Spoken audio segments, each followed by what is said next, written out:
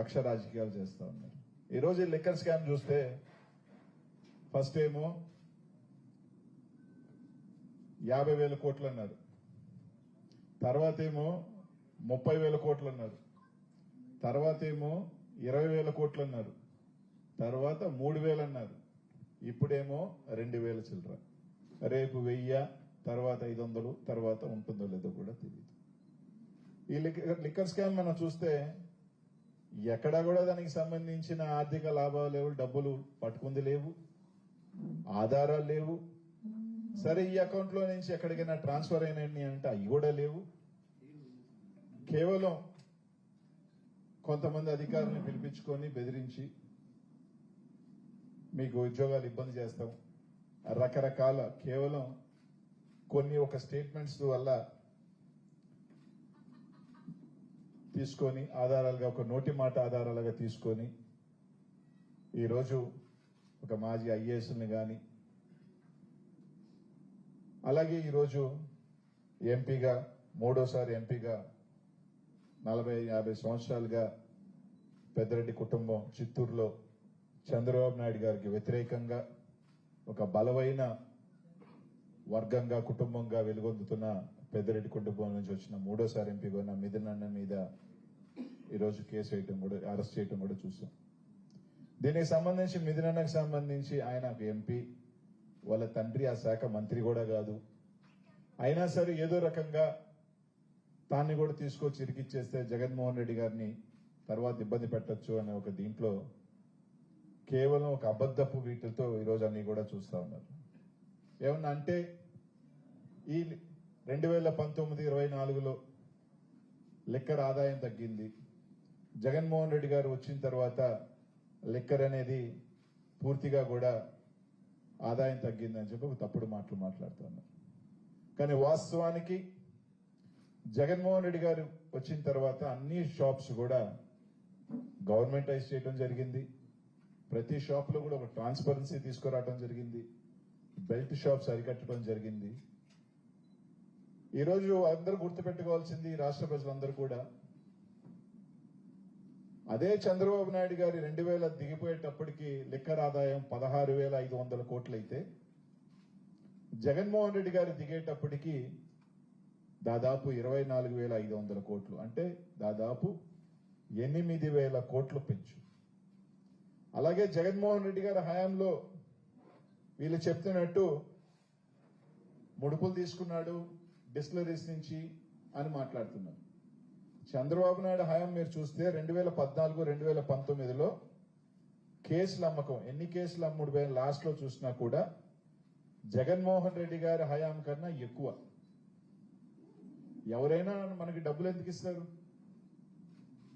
నా ఎక్కువ అమ్మితే, నాకు ఎక్కువ ఆదాయం వస్తే మనకి డబ్బులు ఇస్తారు. నేను 100 కేసులు అమ్మేది నాకు 120 కేసులు అమ్మే అవకాశం కల్పిస్తే నాకెవరైనా డబ్బులు ఇస్తారు. అదే చంద్రబాబు నాయుడు హయాం కన్నా కూడా కేసులు తక్కువ అమ్మి ఆదాయం ఎక్కువ వస్తే ఏది ట్రాన్స్పరెన్సీ అని అడుగుతా ఉన్నాం. చంద్రబాబు నాయుడు హయాంలో ఏదైతే డిస్టిలరీస్ కి అమౌంట్ ఛార్జ్ చేసిందో ప్రభుత్వం, అదే అమౌంట్ ని 2019-24లో కూడా ఛార్జ్ చేసింది. ఈరోజు మేము ఒకటి అడిగేది ఏంటంటే, 2014-2019లో యావరేజ్ లో మీరు దాదాపు 3 కోట్ల పైగా కేసులు అమ్మితే జగన్మోహన్ రెడ్డి గారి దగ్గరకు వచ్చేసరికి దాదాపు 2.7 2.8 కేసెస్ ఉన్నాయి, క్రోర్ కేసులు. అదే రేట్తో అప్పుడు అమ్మారు, అదే రేట్తో డిస్టిలరీ ఇప్పుడు అమ్మారు అన్నప్పుడు ఆదాయం, వైఎస్ఆర్ కాంగ్రెస్ పార్టీ వచ్చినప్పుడు ఆదాయం వచ్చింది, మీరు వచ్చినప్పుడు ఆదాయం తక్కువైంది. అంటే ముడుపులు వాస్తవానికి మీరు తీసుకున్నారు. అదే సంబంధించి 2023లో చంద్రబాబు నాయుడు గారి మీద, అప్పుడున్న మంత్రి గారి మీద కేసు బుక్ చేయడం కూడా జరిగింది. ఈరోజు చంద్రబాబు నాయుడు గారు ఆ కేసుని, ఆయన మీద ఉన్న 7 బెయిల్స్ వేసిన కేసుల్ని ఏదో విధంగా తగ్గించుకొని, ఏదో విధంగా వాటిల్ని మాఫీ చేసేసుకొని, ఏదో విధంగా దాన్ని ఇది చేయాలని దాంట్లోనే ఈరోజు ఒక లిక్కర్ స్కామ్ అని చెప్పి తీసుకురావడం జరిగింది. అదే చంద్రబాబు నాయుడు హయాంలో 4,000 చిల్లర షాప్స్ ఉంటే జగన్మోహన్ రెడ్డి గారు వచ్చిన తర్వాత దాన్ని 2,000 చిల్లరకి తగ్గించాడు. అంటే షాప్స్ ని తగ్గిస్తూ ఆదాయాన్ని పెంచిన జగన్మోహన్ రెడ్డి గారు స్కామ్ చేసినట్ట. షాప్స్ ని పెంచి ఎక్కువ కేసులు పెట్టి కూడా ఆదాయాన్ని తగ్గించిన చంద్రబాబు నాయుడు గారు ముడుపులు తీసుకున్నట్ట అన్నది కూడా ఒకసారి ప్రజలందరూ కూడా ఆలోచన చేయాలని. ఇదే చంద్రబాబు నాయుడు హయాంలో 20-25 డిస్టిలరీస్ ఉంటే 70% ఆఫ్ స్టాక్ కేవలం 6 డిస్టిలరీస్కి ఇచ్చాడు. అదే జగన్మోహన్ రెడ్డి గారు ఇంకా బెటర్ గా అందరికీ ఇచ్చారు. దీంట్లో ఒక్క డిస్టిలరీ కూడా జగన్మోహన్ రెడ్డి గారి ప్రభుత్వంలో రాలా. 2019 తర్వాత ఒక్క డిస్టిలరీ కూడా జగన్మోహన్ రెడ్డి గారు ఇవ్వాల. కానీ రాష్ట్రంలో ఉన్న 20 డిస్టిలరీస్ చంద్రబాబు నాయుడు గారు ఇవ్వడం జరిగింది. ఆయన ప్రభుత్వంలో 14 డిస్టిలరీస్ ఇవ్వడం జరిగింది. జగన్మోహన్ రెడ్డి గారి ప్రభుత్వంలో ఒక్క డిస్టిలరీ కూడా ఇవ్వాల.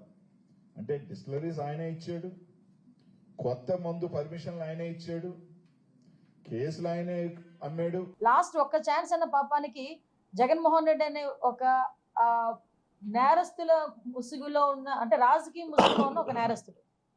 ఒకే ఒక కారణం, ఒక్క ఛాన్స్ అని చెప్పిన దానికి రాజకీయ ముసుగులో ఉన్న ఒక నేరస్తుడికి 5 సంవత్సరాలు పట్టం కడితే 20 సంవత్సరాలు వెనక్కి వెళ్ళిపోయిన పరిస్థితి కూడా మనకి కనిపించిన సందర్భం. దానిలో భాగంగానే వ్యవస్థలన్నీ నిర్వీర్యం అయిపోయినాయి.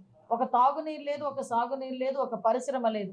ఏమైనా అంటే నేను సంక్షేమ కార్యక్రమాలు ఇస్తానని చెప్పి అరకొర సంక్షేమ కార్యక్రమాలు ఇవ్వటం, మెయిన్ ఎజెండాగా వ్యక్తిగతంగా కేసులు పెట్టే పరిస్థితి, వాళ్ళ మీద కక్ష సాధింపు చేసే పరిస్థితి, అంటే ఓవరాల్గా టార్గెటెడ్గా కొంతమందిని జరిగింది. ఇప్పుడు ఫర్ ఎగ్జాంపుల్ నేనే ఉన్నా, నేను రాజు పులివెందుల్లో ఒక నాగమ్మ అని ఒక ఆవిడని హత్య చేస్తే, బ్రూటల్గా హత్య చేస్తే మేము వెళ్ళాము. మేము వెళ్ళి చేసిన తప్పేంటి?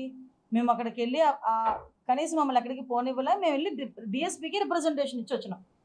డిఎస్పీకి రిప్రజెంటేషన్ ఇచ్చి వస్తే మా ఇద్దరి మీద అట్రాసిటీ కేసు పెట్టారు. అది అక్రమ కేసు. రైట్. సో చాలామంది ఒక సోషల్ మీడియాలో ఒక పోస్ట్ని ఫార్వర్డ్ చేసినందుకు, ఒక వచ్చిన పోస్ట్ని రీట్వీట్ చేసినందుకు, ఫార్వర్డ్ చేసినందుకు ఒక కేసు పెట్టారు. అది అక్రమ కేసు. అంటే ఒకవేళ ఏదైనా నువ్వు తల్లికి అప్పుడేంటి అమ్మఒడి ఒకరికి ఇస్తానంటే, ఇద్దరికి ఇస్తానంటివి ఒకరికే ఇచ్చేవేంటి అని చెప్పి ఒక సోషల్ మీడియాలో ఒక పోస్ట్ పెట్టినందుకు దాన్ని అర్ధరాత్రులు ఇంట్లోకి దూకి లైట్లు పగలగొట్టి ఏదో డెకాయిట్ని తీసుకెళ్ళడం అదే అక్రమ అరెస్ట్. అర్థమైందా?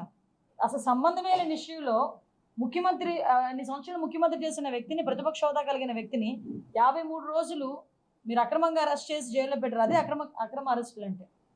ఈరోజు సాధారణంగా జగన్మోహన్ రెడ్డి ఊర్లోకి వస్తున్నాడంటేనే షాపులన్నీ మూయించేసి మా ఇంట్ల దగ్గర హౌస్ అరెస్టులు చేసి మమ్మల్ని కూడా రోడ్డు మీదకి రానివ్వకుండా చేశారు. అవి అక్రమ అరెస్టులు అంటే. ఇవి కాదు అక్రమ అరెస్టులు.